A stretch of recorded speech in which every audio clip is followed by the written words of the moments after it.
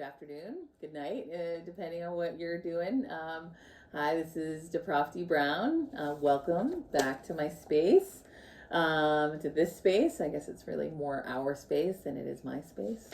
So if you're here and watching this video, you are probably in History 6, the United States to 1877, and you are making your way through the course.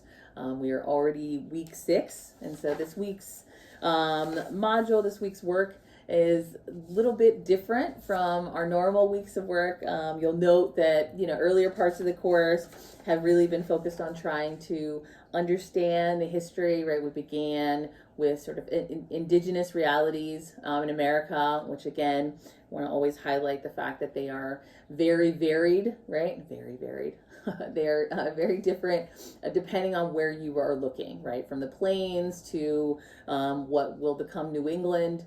There is a different reality, different resources, and really different cultural traditions that are part of those different First Nations groups. So highlighting the fact that, again, there is a vibrant life that was lived on this territory prior to the arrival of the Europeans. So then we get into modules about contact, right? And hopefully you enjoyed, a little bit of a throwback film, the documentary film First Contact. I find it really helpful to get a sense for that negotiated, awkward moment of first contact.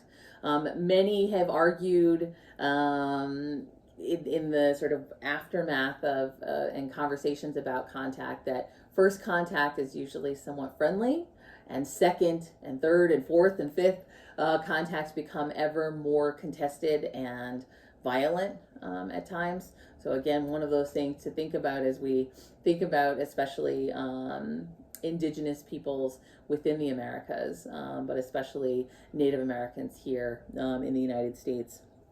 Those contested interactions, which we will see show up again and again, especially as we move toward the end of the semester and we start talking about things like expansion. So you've been through lots of this material and making your way through this text. So again, a wonderful book. It's a little bit different, this project, The American Yawp. You probably haven't seen this physical book. Some of you might have purchased the book because you prefer to have, an actual text, but it is an online book, right?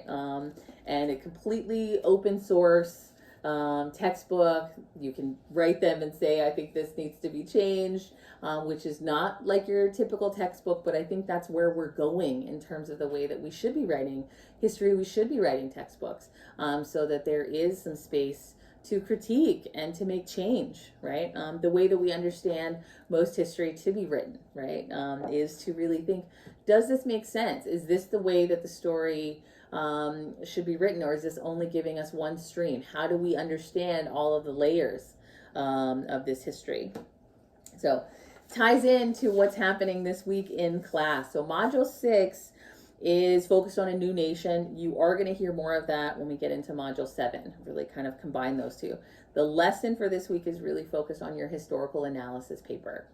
Most of the PowerPoint includes information to help you do citations and include cited material within your historical analysis paper. It will also help you with your midterm and your final exam. So this week gives you a little bit of time to work on your midterm and also think about what you want to do for your historical analysis paper.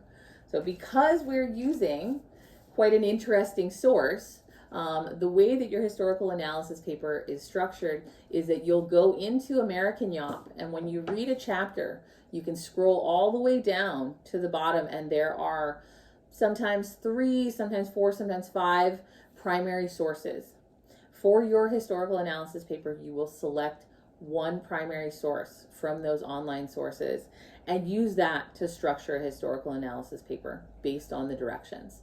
So make sure that you're doing that work and finding a source. I always say, some of the best and most interesting history that I think I found and that's been written is stuff that people are really interested in, right? So if you're not really interested in market economies and the market revolution, probably don't pick a source from that week, right? If there's something that you're really interested in or something that really frustrates you or makes you angry or that you really just want to know more about, pick those sources and have those be the basis for your historical analysis paper.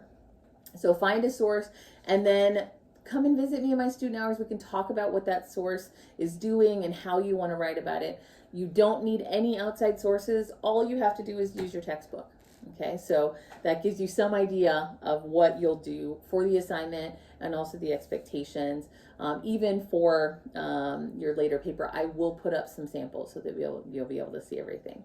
Okay, so hopefully that helps, and I wish you the best of luck, and hopefully I'll see some of you in student hours. Thanks, bye.